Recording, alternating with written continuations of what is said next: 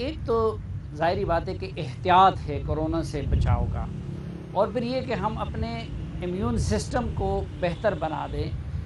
اس موقع پہ اچھی خوراک کیا ہو سکتی ہے؟ خوراک میں کن چیزوں سے گریز کرنا چاہیے، کن چیزوں سے پرہیز، تاکہ ہم ولنریبل نہ ہو اس طرح کی بیماریوں کے لیے؟ اس بیماری سے پرہیز کرنے کے لیے ایک چیز نہیں لینی۔ ایک تو یہ بات ہے کہ کافی پاپولر بلیف ہے کہ وائٹامن سی بچاتی ہے، ایسے بچاتی نہیں ہے۔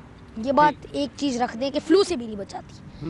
آپ کو جو فلو ہوگا اگر وہ 22 دن کا ہوا وہ 21 دن کا ہو جائے، بس یہ بات ہوتی ہے۔ لیکن وائٹامن سی لوگ میگا ڈوزیج لینا شروع ہو گئے، جس کی وجہ سے گیسٹرو انٹسٹائنل سمٹمز ہو سکتے ہیں۔ ہم ایک بیلنس ڈائٹ لیں، ایک وائٹامن ای بھی لیں، وائٹامن اے بھی لیں، وائٹامن سی بھی لیں۔ اگر 6 فوڈ گروپس ہے جو یونیسیف نے ریکمینڈ کیا، میں نے کورس میں ایک پڑھا، تو ان میں ایٹ لیسٹ 4 فوڈ گروپس ہونے چاہیے۔ جیسے آپ ڈیری گروپس لے رہے ہیں، چیز اور لسی اور دودھ، پھر اس کے بعد گوشت، پھر اس کے بعد دال اور چپاتی، یہ 4 ہو گئے، یا چاول 6 5، یا فروٹ ویجیٹیبل، یہ 6 ہو گئے۔ تو ان 6 میں 4 تو لینی چاہیے اگر ایڈیکویٹ ڈائٹ ہونی چاہیے۔ اور آف کورس وہ آتی ہے، اتنی ڈائیورس ہے پاکستان کے، ظاہر ہے۔ اب ہم رمضان میں اب جو ہے وہ چینج ہو گیا، اب کافی چینج ہو گیا پلان۔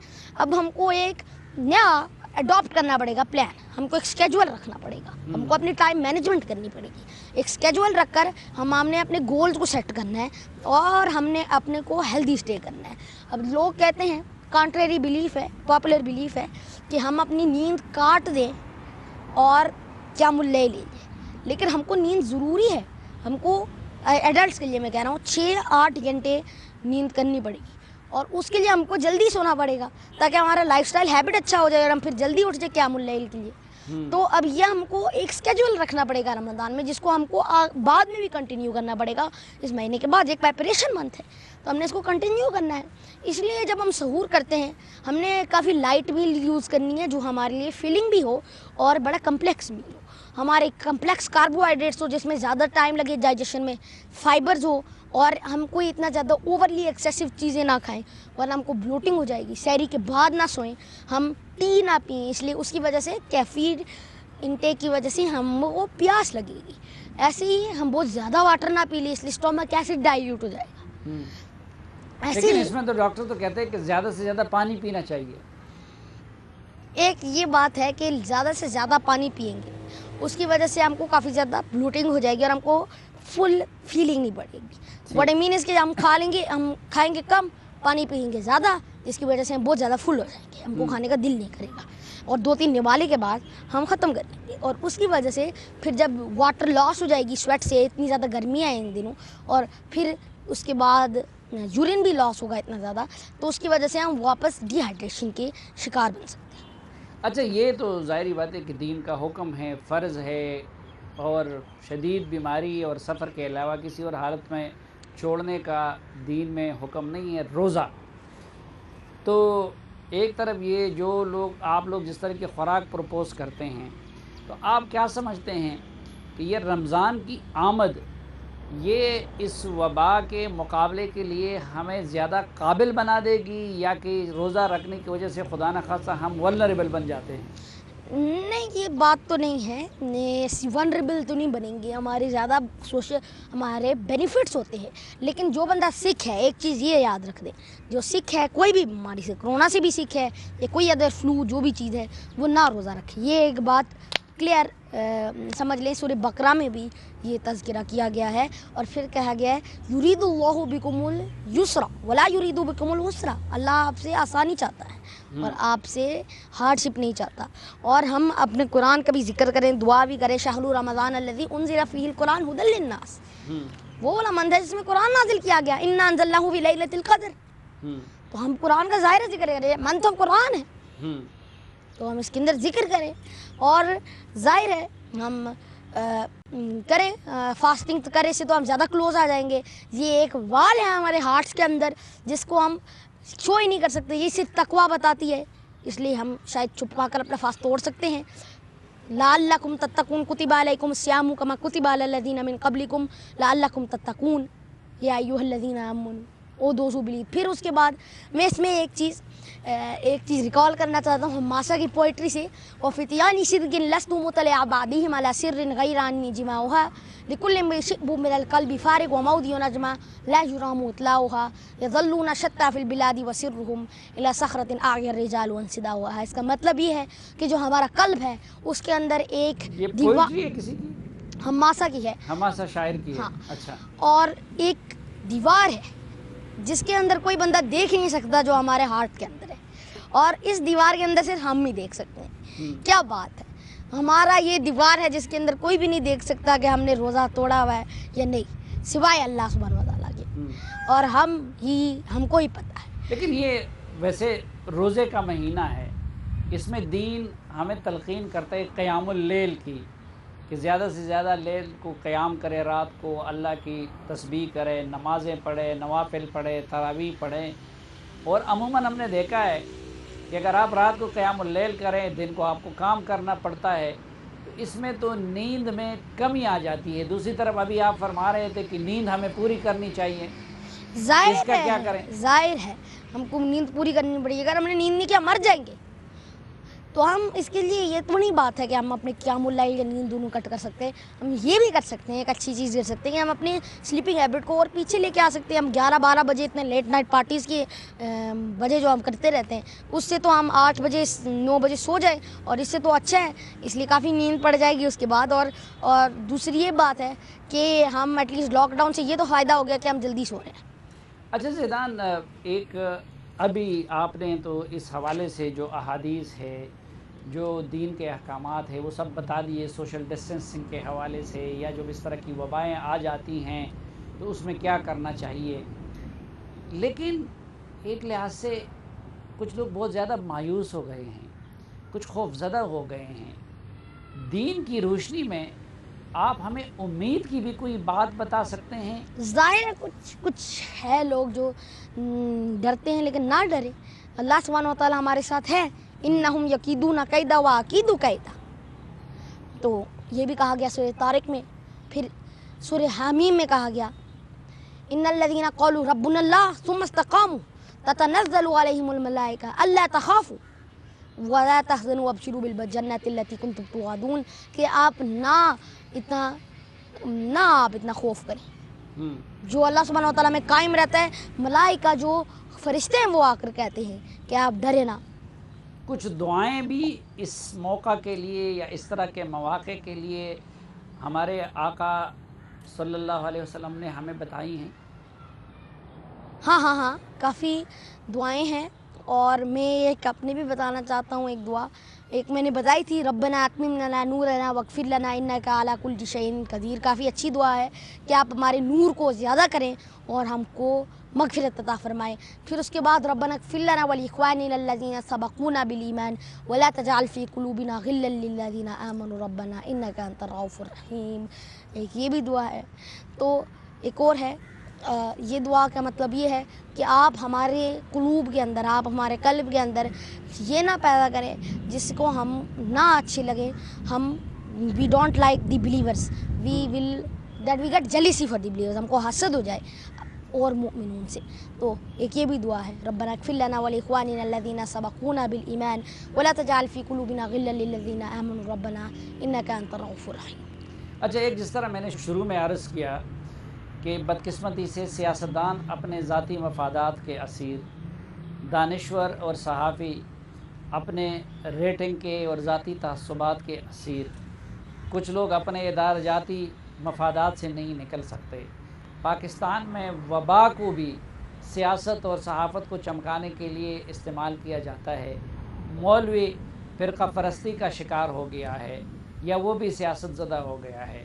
ہمارے پاس ایک زیدان حامد بچا ہے کہ جو ابھی ان چیزوں سے اللہ نے اس کو پاک رکھا ہے, لیکن اس کو اللہ نے علم سے اور بصیرت سے اور ملک اور قوم کے درد سے نوازا ہے. آپ اس دوران حکمرانوں کو کیا نصیحت کرنا چاہیں گے؟ عمران خان صاحب اور ان جیسے حکمرانوں کو, سیاستدانوں کو کیا نصیحت کرنا چاہیں گے؟ ہم میڈیا والوں کو کیا نصیحت کرنا چاہیں گے؟ اور علماء کرام کو کیا نصیحت کرنا چاہیں گے؟ میں نہیں چاہتا ان پہ تنقید کریں, آپ ان سے درخواست کیا کرنا چاہتے ہیں؟ میں صرف ایک چیز درخواست کرنا چاہتا ہوں ہر بندے سے کہ وہ ایک ٹروتھ کنوے کرے. میں جرنلسٹ سے کہنا چاہتا ہوں، یہ سورہ حجرات میں بھی کہا گیا ان جاءکم فاسقون بنبأ فتبینوا ان تصیبوا قوما بجہالۃ فتصبحوا علی ما فعلتم نادمین. اگر کوئی آیا آپ کے پاس نیوز کے ساتھ اس کو کنفرم کرو، ورنہ آپ شاید خسارے میں چلے جاؤ. یہ تو ہم جرنلسٹوں کے لیے نصیحت ہو گئی ہے کہ فَإِن جَاءَكُمْ ہم فَاسِقٌ اور ہم بِنَبَإٍ لڑائی بھی نہ فَتَبَيَّنُوا. کریں اپنے درمیان، ٹھیک. ہم بغض بھی نہ پیدا کریں اس دور میں. ان المؤمنین اخوۃ فاصلحوا بین اخویکم، یہ بھی سورہ حجرات میں ہے. واتقوا اللہ لعلکم تفلحون. پھر اس کے بعد ایک اور ورس ہے سورہ حجرات کہ میں، مومنین ایک دوسرے کے بھائی ہیں، ان کے درمیان صلح کر لو. لیکن اب ہمارے سیاستدان تو روزانہ جھگڑتے ہیں، تو آپ حکمرانوں کو اور سیاستدانوں کو کیا نصیحت کرنا چاہیں گے؟ میں صرف یہ نصیحت کرنا چاہتا ہوں کہ وہ رائٹیس بنے، صالح ہوں، اور وہ بغض نہ یوز کریں، گندی باتیں نہ کریں اور لوگوں کے لیے. ہاں بحث کر سکتے ہیں، یہ بھی کہہ سکتے ہیں کہ میرا اختلاف ہے آپ سے، لیکن ہم اس کو مارنا میں نہ کریں. میں علماء کرام سے بھی کہنا چاہتا ہوں یہ جو ایک دوسرے کے لیے چور ڈاکو تو ہاں یہ اور چیز نہیں کرنی چیزیں چاہیے، نہ مجھے کریں. نہیں اچھی لگتی یہ بات ہے. اور میں علماء کرام کے لیے بھی کہنا چاہتی ہوں اور فرقوں سے. ایک تو یہ شعوب و قبائل لتعارف، دوسری یہ بات آپ کا اختلاف ہے اچھی بات ہے، یہ تو اختلاف کرنا اچھی بات ہے. اگر آپ دیکھیں کہ امام ابو حنیفہ، ان کے اسٹوڈنٹس یوسف اور محمد، ان کا بھی اختلاف تھا، لیکن انہوں نے لڑائی تو نہیں کی. ہم لوگ لڑائی کر کر کتابیں پھینکتے ہیں، ہم لوگ جوتے اختلاف مارتے ہیں. کرے علمی، لیکن تفرقہ نہ ڈالیں نہ اور نہ فرقہ بندی نہ کریں. فرقہ بندی، لیکن ہم یہ نہ کریں کہ ہم لوگوں کو مارے، اس کو فزیکل نہ لے کے جائیں. ہم. یہ تو بہت ہی غلط بات ہے، میں اس کو بہت غلط بات سمجھتا ہوں. میں ایک چیز کہنا چاہتا ہوں آخری کا، جی اس کو سم اپ کرنے کے لیے میں ساری قوم کو کہنا چاہتا ہوں. 3 چیزیں میں کہنا چاہتا ہوں. جی جی پہلی بات میں یہ کہنا چاہتا ہوں کہ سوشل ڈسٹینسنگ کریں، اور آپ اگر مساجد میں نہ پڑھیں، آپ گھر میں پڑھ لیں. آپ اور برکت شاید نہ کمائیں، لیکن ایٹ لیسٹ برکت تو کمائیں گے. کرونا ہوگا تو ہم شاید نہ برکت کمائیں. ہم اللہ سبحانہ و تعالیٰ سے دعا کریں کہ ہم کو بچائیں اس کرونا سے اور ہم کو صحت یاب رکھیں. اور جو لوگ ہیں کرونا سے انفیکٹڈ، وہ بھی دعا کریں اللہ سے کہ وہ جلدی صحت یاب ہو جائیں. تیسری بات کہ ہم اپنی ہائیجین کو رکھیں. الطہور شطر الایمان والحمدللہ تملأ المیزان. پھر سے ہم اپنے ہاتھ کو دھوئے رکھیں، ہم غسل کریں، ماسک پہنیں، سوشل ڈسٹینسنگ کریں. ٹھیک ہے، ایک یہ ہائیجین رکھنی چاہیے ہم کو.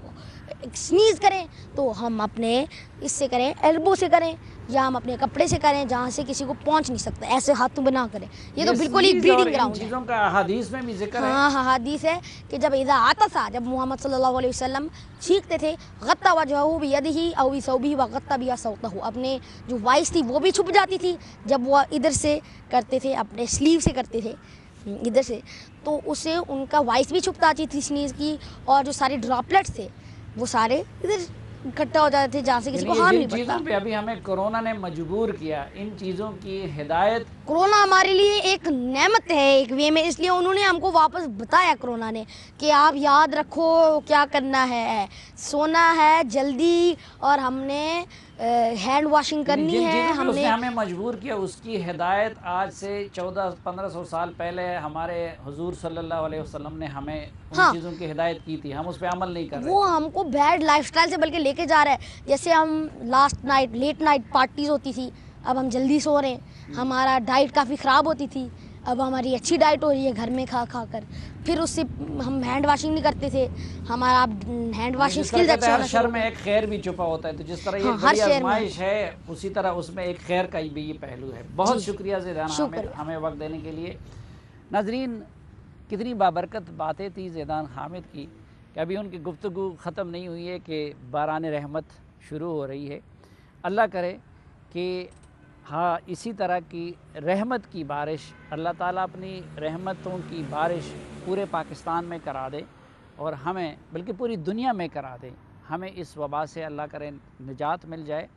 جانے سے پہلے میں اس موقع سے فائدہ اٹھا کے ایک اپنے محبوب شہر پشاور کے بارے میں ایک بات کرنا چاہوں گا کہ ویسے تو خیبر پختونخوا، لیکن پشاور کی صورتحال انتہائی تشویشناک ہے.